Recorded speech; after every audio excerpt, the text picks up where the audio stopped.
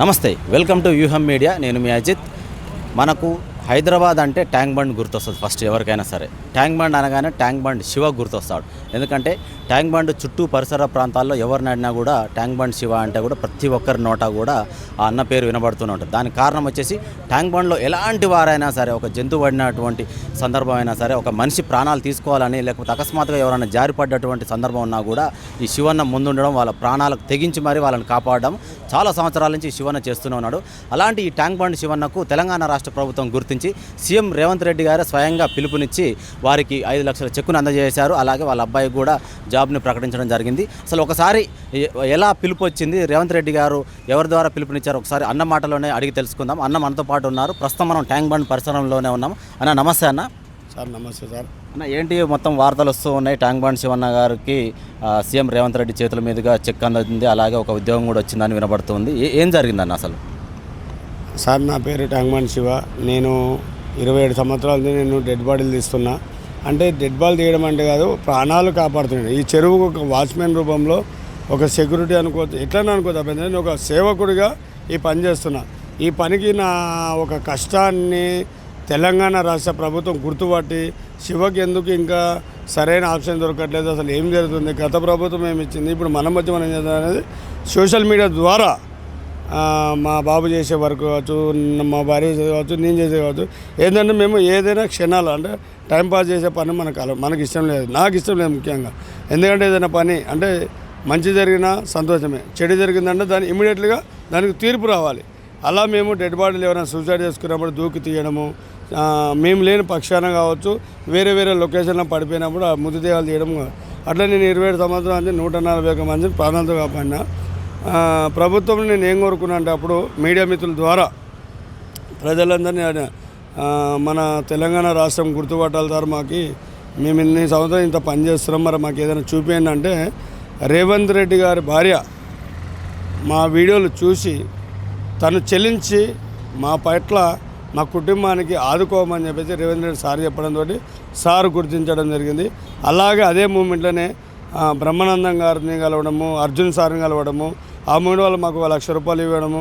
అంటే నమస్కారానికి సంస్కారం అనేది నేను ఒక తెలుగు బిడ్డగా నేను చెప్పుకుందంటే ఒక కథానాయకుడు బ్రహ్మానందం గారికి ఒక తండ్రిగా నేను కాలు మొక్కడం జరిగింది.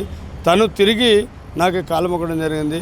ఒక కొడుకు రూపంలో నన్ను ఆదరించడంతో ప్రజలందరూ ఒక మనిషి దేవునికే మన సరిగ్గా చేతులు మొక్కము, ఏళ్ళు మొక్కము, అలాంటిది ఒక మనిషి చనిపోతే మన కుటుంబ సభ్యులు కూడా దాని దగ్గర ఉండరు. అలాంటి శివ అంటే మేము టీవీలలో పేపర్లలో చూస్తున్నాం కానీ రియల్గా చూడలేదండి అని రేవంత్ రెడ్డి సార్తో మాట్లాడి తన మాటలతోటి సారు చెల్లించి మమ్మల్ని పిలిపించి మా భార్యకి, నా కొడుక్కి ఏం కావాలి మీకు బాబు అసలు అంటే మాకు ఇంట్లో ఒక ఉద్యోగం అడిగినాము. మా పాప యాదగిరిగుట్ట దేవస్థానం ఏదైతే ఉందో యారుట నరసింహస్వామి మా పెద్ద పాపకి ఉద్యోగం అడిగినాము, ఇస్తామని చెప్పారు. ముఖ్యంగా వేముల శ్రీనివాస గారు సార్ ఓఎస్డి వాళ్ళ దయనేది ఇదంతా మేము అనేది లేదు. శివ నీకేం కావాలని అడిగితే నేను అడిగింది స్విమ్మింగ్ పూల్ అడిగినా. స్విమ్మింగ్ పూల్ ఏంటంటే సార్ ఇది ఒక మురికి నీళ్ళల్లో వేరే వాళ్ళు వచ్చి ఈత కొట్టాలంటే నేర్చుకోలేరు. ఎందుకంటే ఒక ఆక్సిజన్ ఇది, ఈ ఆక్సిజన్లో వైపర్యం ఎన్నో రకరకాల బ్యాటరీస్ ఉంటాయి. అలా కాకుండా నాకు ఒక స్విమ్మింగ్ పూల్ కట్టిస్తే నేను చిన్నారులకి నేర్పిస్తా, అందులో కొందరు ముందరు పోతారు, అది ఇంకెక్కడికో వెళ్తా సార్ అని అంటే సంజీవయ్య పార్కులో నాకు స్విమ్మింగ్ పూల్ కట్టేయడం జరుగుతుంది. మా బాబుకు హోంగార్డ్ జాబ్ ఇచ్చారు. అంటే నేను అతి ఆశగా అడగలేదు సార్, నాకు ఆశ అనేది లేదు. లేదా ఆ కానిస్టేబుల్ జాబ్, ఈ జాబ్ నాకు తెలియదు. అవి మా ఇంట్లో ఒక బాబుకి ఉద్యోగం ఇచ్చారు, మాకు ఒక 5 లక్షలు చెక్ ఇచ్చారు. నాకు మెయిన్ స్విమ్మింగ్ పూల్ వస్తే 10 మందికి ఈత నేర్పిస్తా, ఆ 10 మంది ఇంకొక 10 మందిని కాపాడుతారు, వాళ్ళు కూడా ప్రాణాలు కాపాడుకోగలుగుతారు. అంటే మీకు ఫస్ట్ సీఎంఓ ఆఫీస్ నుంచి మీకు ఫోన్ వచ్చిందా ఫస్ట్ ఇట్లా రేవంత్ రెడ్డి గారి చేతుల మీదుగా ఇలా చెక్ అందజేయబోతున్నాం మీ బాబుకు జాబ్ అని? ఎలా అసలు ఇన్ఫర్మేషన్ ఎలా వచ్చింది సార్? సోషల్ మీడియాలో నాకు మేడం రేవంత్ రెడ్డి గారి భార్య సారు అమ్మ చూసి బాధపడి సార్ని అడిగిందంట, సార్ మనము శివకి మన తెలంగాణలో పడుతున్న కష్టాలు ఎన్నో ఉన్నాయి, మన ఇందిరమ్మ పథకాల రూపంగా తనకి స్విమ్మింగ్ పూల్ కట్టేయండి, మన ద్వారా ఒక ఉద్యోగం ఇప్పియండి, అలాగే తను ఏమీ అడగట్లేదు కదా, తనకి ఏదైనా చేయండి అంటే ఆ మేడం వాళ్ళ పిఏ కావచ్చు, ఇంకా వాళ్ళ పిఆర్ఓ కావచ్చు, వాళ్ళు ఇమీడియట్లీ ఫోన్ చేసి ఇట్లా నేను సీఎం ఆఫీస్ నుంచి ఫోన్ చేసిన శివ ఎక్కడ ఉన్నా బాబు అంటే నేను ఈయనే ఉన్నతారన్న మాకు ఇమ్మీడియట్లీ ఫోన్ చేశారు. అలాగే సార్కు సంబంధించిన అందరూ మమ్మల్ని కన్సల్ట్ అయ్యి ఇందిరమ్మ ఇండ్లు శివకి ఇల్లు చిన్న వాళ్ళు పిల్లలు చాలామంది ఉన్నారు, ఆ ఇల్లు కూడా సరిపోదు. గత ప్రభుత్వం కేటీఆర్ గారు ఇచ్చిన ఇల్లు ఉంది కదా, దాంతోపాటు ఇంకొక ఇల్లు అలౌట్ చేయండి, 2 ఇళ్ళు ఉంటాయి, పిల్లలందరూ హ్యాపీగా ఉంటారు అని చెప్పడము మాకు సంతోషమే. సంతోషం కంటే ముందు ఏంటంటే ఎంత జల్దీ స్విమ్మింగ్ పూల్ కట్టిస్తే దాని మీద నేను పిల్లలకు నేర్పించుకుంటా, నేను కూడా ఇక్కడ ఉంటూ ఈ పని చేసుకోగలుగుతా. నాకు ఆదాయం గురించి నేను ఆలోచిస్తలేను, ప్రజలకి నేను ఉన్న నాళ్ళు ఏదో చేయాలని చిన్న తపన. దానికి సార్ స్పందించారు. అందరికీ నేను ఒక రాజకీయ నాయకుని కాదు సార్, ఒక సేవకుని, ఒక సేవ రూపంలోనే నేను పనిచేయాలనుకున్నా. వాళ్ళు మమ్మల్ని స్పందించారు, మాకు ఒక 5 లక్షలు ఇచ్చారు, పిల్లలకు జాబ్ ఇచ్చారు, బాబు కూడా దాంట్లోనే ఎక్కిండు, సంతోషము. ఇప్పుడు ఆల్రెడీ డ్యూటీ కంటిన్యూలోనే ఉన్నాడా? ఎక్కిండు సార్, ఎక్కిండు బాబు, డ్యూటీకి ఎక్కిండు. బాబు డ్యూటీ పోతున్నాడు. మేము రాత్రి సార్ ఇంటికే పిలిపించారు మమ్మల్ని. కొన్ని సమస్యలు ఎన్నో ఉంటాయి, అలా కాకుండా మమ్మల్ని ఇంటికి పిలిపించుకొని అడిగి 20 నిమిషాలు టైం ఇచ్చింది సార్. అసలు అందరూ షాక్ అవుతారు, మీరు ఇంతమందికి రేవంత్ రెడ్డి గారు పిలవడము మేము ఫస్ట్ టైం చూస్తున్నాం ఇంతమంది అంటే. సార్ ఇప్పుడు ఆయన అధికారంలో ఉన్నాడని కాదు, లేడు అని కాదు, ఆయన మంచితనానికి మేము గులాం. చేసే పనిలో నిజాయితీగా వాళ్ళు మాకు సహకరించారు, మేము హ్యాపీగా ఫీల్ అవుతున్నాం. ముఖ్యంగా ఏంటంటే సార్ మాకు హెచ్ఎండిఏ తరపు నుంచి లోకల్ అంటే ఇక్కడ అవైలబుల్గా ఉండేటట్టుగానే సంజీవ వ్యాపారంలో స్విమ్మింగ్ పూల్ కట్టిస్తారంటే మాకు ఇంకా ఆనందము. ప్రజలందరికీ ఇది ముఖ్యమైన విషయం సార్. నేను గత కొన్ని వేల రోజుల నుంచి కావచ్చు, 100 రోజుల నుంచి నేను చెప్తుంది ఇదే నా బాధ. స్విమ్మింగ్ పూల్ కట్టిస్తే నేను కొందరికి నేర్పిస్తానని అడిగిన, దానికి స్పందించారు ఈరోజు రేవంత్ రెడ్డి గారికి మా కుటుంబం అంతా ధన్యవాదాలు చెప్పుకుంటున్నాం. కారణం ఈ విషయం రావడానికి కారణం సోషల్ మీడియా ద్వారానే సార్లు మాకు కన్సల్ట్ అయ్యారు. వేముల శ్రీనివాస్ గారు, ఓఎస్సీ సార్ కూడా మా కుటుంబ సభ్యులందరం ఇది ఇట్లా ఉంటాం సార్, అంతే చెప్పండి. అంటే ఎవరెవరు వెళ్ళారు? సీఎం ఆఫీస్ నుంచి కావచ్చు, లేకపోతే సీఎం గారి వైఫ్ పిఏ కావచ్చు, ఎవరన్నా సరే మీకు కాల్ చేసినప్పుడు మీరు ఎక్కడున్నారని అడిగి ఇట్లా సీఎం గారు మిమ్మల్ని కలుస్తారని అన్నప్పుడు ఎవరెవరు కలిసి వెళ్ళారు సీఎం దగ్గరికి? నేను, నా భార్య, నా పిల్లలు, 7 మంది పిల్లలం పోయినాం. అందులో ఒక పాప హాస్టల్లో చదువుకుంటుంది, అనుష, ఆమె లేదు, ఇంకో అబ్బాయి రాలేదు. మేము మా 3 మా పిల్లలు పెద్దోళ్ళు, మా భార్య, నేను, మా పిల్లలు అంతే సార్. ఇంకా బయట వాళ్ళంటే మా రమేష్ అన్న, అంటే నాకు చిన్న ఉన్న పని ఒక ఫ్రెండ్గా, ఒక బ్రదర్గా నాకు ఒక వెన్నంటూ ఉన్నాడు. తను కూడా ఒక కాంగ్రెస్ ప్రభుత్వంలో వర్క్ చేస్తున్నాడు. అంటే ఇక్కడ ఈ రాజకీయం అనేది పక్కన పెడితే ఒక ఫ్రెండ్గా నాకు శివ అంటే నేను మర్చిపోకుండా, ఎందుకంటే నాకు అన్నం పెట్టే మంచిని నాకు మర్చిపోయి నాకు ఇష్టం లే. ఎవరెవరికో నేను సాయం చేస్తున్నాను చెప్పడం కన్నా నేను చేసే సేవలో ఒక మనిషిగా తను వచ్చిండు. అలాగే మా కుటుంబ సభ్యుల కాడికి వెళ్ళి రేవంత్ రెడ్డి గారిని కలిసి మాట్లాడిపించి మాకు ఛాయ్, టిఫిన్ అన్నీ పెట్టారు. హ్యాపీ సార్, మేమైతే దీనికి చాలా ఇలా కూడా ఉంటారని తెలుసుకున్నాం. ఎలాగైనా డైరెక్ట్ సీఎం గారు అక్కడ రెడీగా ఉన్నారా? మీరు ఎలాగైనా ఎలా ఉంది అక్కడ మీకు రెస్పాన్స్ ఎలా ఉంది సీఎం గారి నుంచి? కానీ సీఎం గారిని చూడగానే మీకు కూడా ఎలా అనిపించింది అన్న? సార్ మాకైతే 100% ఒక జెన్యున్ పర్సను, మాటల్లో ఎంత తేజస్ ఉందో దేవుడి నెరుగు, కానీ మాకైతే ఎలాంటి ఇబ్బంది లేదు. మేము పోయినప్పుడు కూడా ఆల్ అక్కడ ఉన్న ఆల్ టీమ్ ఆఫీసర్స్ అందరూ, హోంగార్డ్స్ కావచ్చు, కానిస్టేబుల్ కావచ్చు, ఐపీఎస్ ఆఫీసర్లు కావచ్చు, అక్కడ ఉన్న ప్రతి ఒక్కరు మాకు స్పందన. ఎవరెవరో ఏదేదో అనుకుంటారో అంత కాదు, మాకైతే ఒక బ్రదర్గానే పిలిచిండు. శివకి ఏదైతే ఉందో అని పటపట అంటే అది మాటల్లో చెప్పడం కాదు, మేము పీస్ఫుల్గానే సంతోషంగానే పోయినాము. మేము అంత ఫ్రీగా మాట్లాడతాం. ఎలా ఇంకా సరే చెక్ అందజేసిన తర్వాత ఉద్యోగం కూడా కల్పిస్తామని మీకు భరోసా ఇచ్చిన తర్వాత మీ అబ్బాయికి ఇంకా భవిష్యత్తులో కూడా ప్రభుత్వం నుంచి కూడా మీకు పూర్తి సహకారం ఉంటుందని చెప్పేసి ఇంకేమైనా భరోసా ఇవ్వడం జరిగిందా? చెప్పి ఇప్పుడు మా 2 పిల్లలు ఇప్పుడు ఒక బాబుకు హోంగార్డ్ చేయించారు కదా, ఇంకా మిగిలిన 3 మగ పిల్లలకు కూడా వాళ్ళ చదువులు ఆపొద్దు, ఆ చదువు అలా కంటిన్యూ చేయండి. వాళ్ళకి ఏమైతే కావాలో మేమైతే వాళ్ళకు కూడా పుషప్ చేస్తాము. మీరేం టెన్షన్ పడద్దు శివ, మీ వరకు మీరు చేయండి. మీకు స్విమ్మింగ్ పూల్ ఏదో మీరు అడిగారు కదా, స్విమ్మింగ్ పూల్ చేసుకుంటూ ఈ పని చేసుకుంటూ మీరు హ్యాపీగా ఉండండి.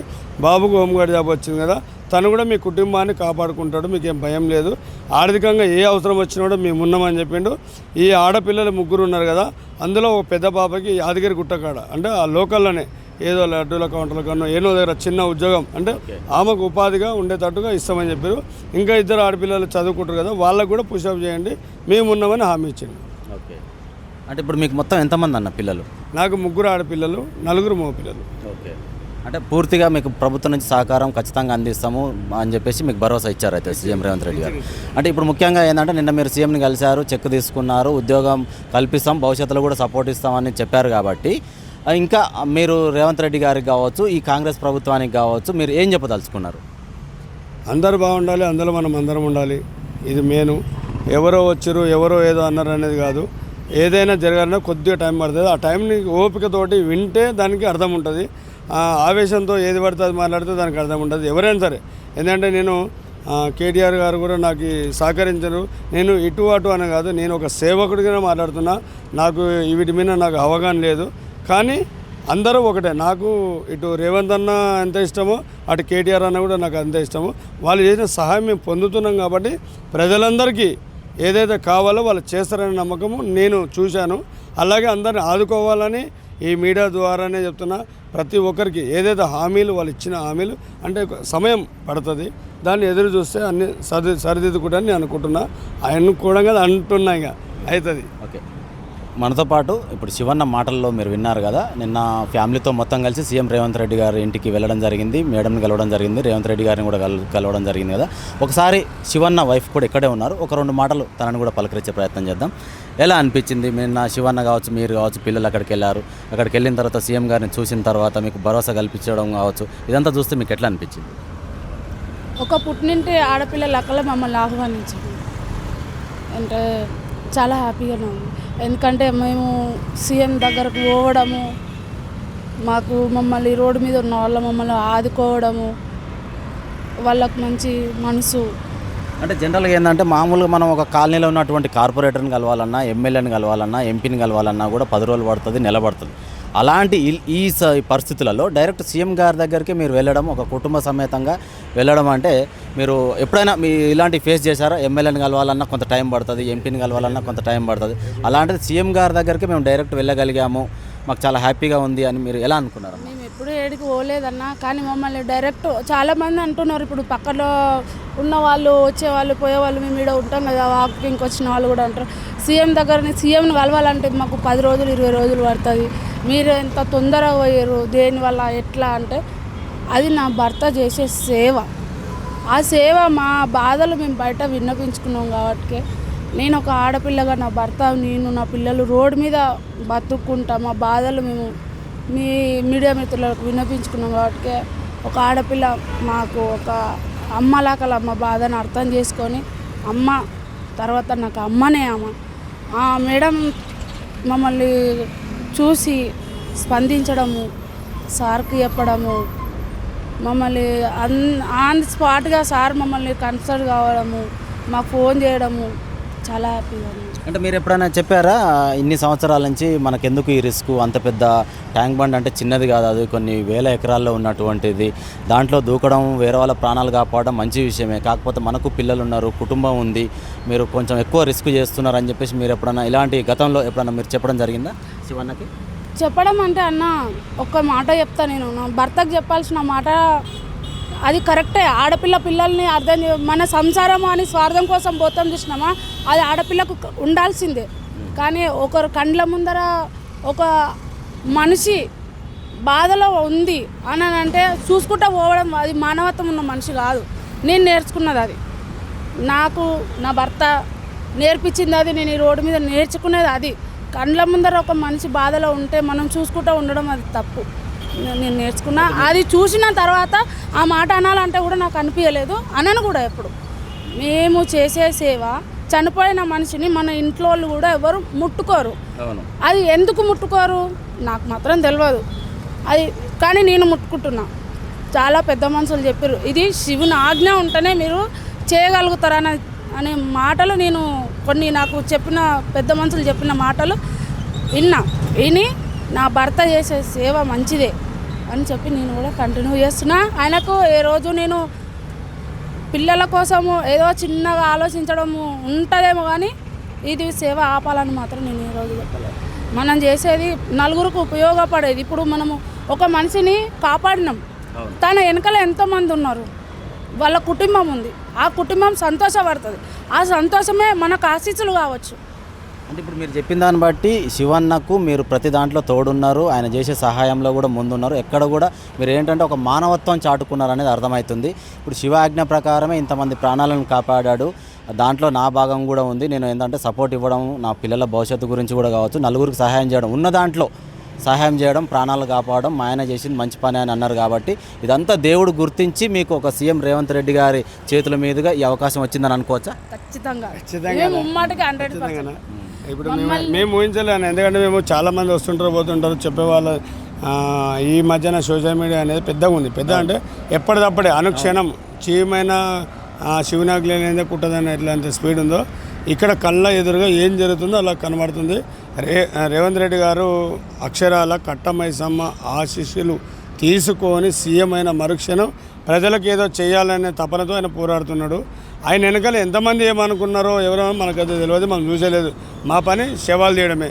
శవాలు తీస్తున్నాం కాబట్టి శవాలు తీసేందుకు మనుషులు ఉన్నారు, వాళ్ళ కుటుంబాలు ఆదుకోవాలి మనం అని చెప్పేసి రేవంత్ రెడ్డి గారి భార్య తల్లికి ఆమెకు మేము మా కుటుంబం అంతా ఎప్పుడు రుణపడి ఉంటామని మేము మనస్ఫూర్తి కోరుకుంటున్నాం. మా ఫ్యామిలీ అమ్మ అవకాశం ఇస్తే ఒకసారి మీ కాడికి వచ్చి మీ 2 కాళ్ళు నమస్కరించాలని. ఎందుకంటే అడగంది అమ్మాయిని అన్నం పెట్టదు. మేము అడగక ముందే మమ్మల్ని కరుణించిన కాబట్టి ఆ ఒక సేవ రూపంలో మీ దగ్గర అని సార్ని కూడా మీరు చెప్పండి. మళ్ళీ ఈ వీడియో చూస్తే ఖచ్చితంగా ఒక 2 నిమిషాలు 2 గంటలో మీరు ఇచ్చే సమయం కేటాయిస్తే మిమ్మల్ని కలవాలని మా ఆశ.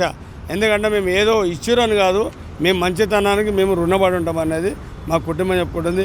ముఖ్యంగా రేవంత్ రెడ్డి గారు శివకు స్విమ్మింగ్ పూల్ కట్టేయండి, డబల్ బెడ్రూమ్ ఇవ్వండి, 5 లక్షలు ఇవ్వండి, బాబుకు హోంగార్డ్ జాబ్ ఇవ్వండి.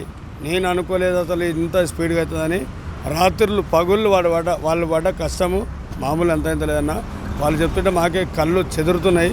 ఖచ్చితంగా అమ్మ సోనియా గాంధీ ఎవరైతే ఉందో ఇందిరమ్మ అలా పేరు నిలబడాలని చెప్పి ఆరాటపడుతున్న తపన రేవంత్ రెడ్డి కళ్ళల్లో మాకు కనబడుతున్నాడు. సమాజానికి మనం ఏదో చేయాలి, ఏదైనా చేయాలి. మనము వాళ్ళని నమ్ముకున్నాము, వాళ్ళు మనకు ఓట్లు వేసారు, ఓట్లు వేసినందుకైనా వాళ్ళకి మనం సేవ చేయాలనేది రేవంత్ రెడ్డి గారి నోటి మాట కాదు, ఆయన చేతల్లో చూపిస్తున్న ఒక పని. ఇక ఏదేదో అంటుంటో మనకు అది తెలియదు. అది కూడా ఓపిక పడితే అన్నీ నిదానమే ప్రధానమైందని మా నమ్మకం సార్. ట్యాంక్ బండ్ శివన్న దంపతులు ఇద్దరు ఇక్కడే ఉన్నారు. వారి మాటల్లో మీరు పూర్తిగా విన్నారు. 27 సంవత్సరాల నుంచి అన్న చేస్తున్న కృషికి గాను ఆ శివాజ్ఞ వల్ల మాకు ఈరోజు ఫలితం వచ్చింది. ప్రభుత్వం ఏదైనా సరే, లీడర్లు ఎవరైనా సరే, వాళ్ళు మా కష్టాన్ని గుర్తించారు. ఆ శివుని ఆజ్ఞ వల్ల, ఆ దేవుని ఆశీస్సుల వల్ల మేము ఈరోజు అనేది మా పిల్లలకు ఒక ఉద్యోగం వచ్చింది. అలాగే మాకు ప్రభుత్వం నుంచి కూడా కొంత ఆర్థిక సహాయం అందింది. ఇంకా ముందు కూడా మేము ఇలాగే సేవా కార్యక్రమాల్లో ముందుంటామని చెప్పేసి అయితే శివన్న చెప్పడం జరుగుతుంది.